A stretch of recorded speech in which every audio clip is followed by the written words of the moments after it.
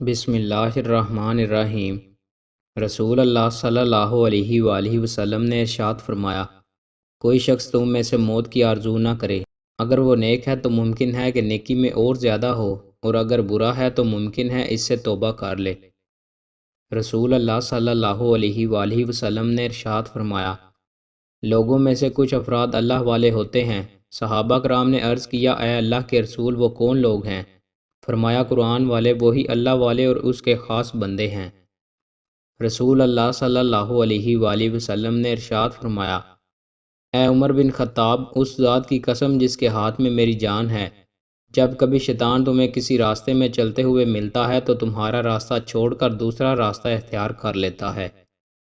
رسول اللہ صلی اللہ علیہ وآلہ وسلم نے ارشاد فرمایا، کوئی قاضی ثالث دو گروپ کے درمیان فیصلہ اس وقت نہ کرے جب وہ غصہ میں ہو۔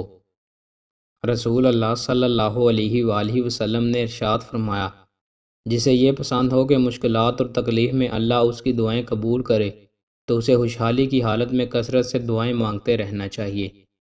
رسول اللہ صلی اللہ علیہ وآلہ وسلم نے ارشاد فرمایا، سوتے وقت عصمت سرما آنکھوں میں لگانا ضروری سمجھ لو، کیونکہ وہ نظر کو تیز کرتا ہے اور پلکوں کے بال اگاتا ہے۔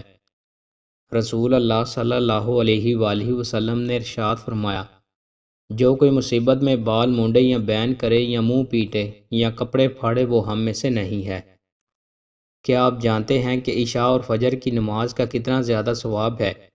رسول اللہ صلی اللہ علیہ وآلہ وسلم نے ارشاد فرمایا کہ اگر لوگوں کو معلوم ہو جائے کہ فجر اور عشاء کی نماز کا کتنا زیادہ ثواب ہے تو ان دو نمازوں پر لازمی آئیں، بے شک ان کو گھسیٹتے ہوئے نہ آنا پڑے۔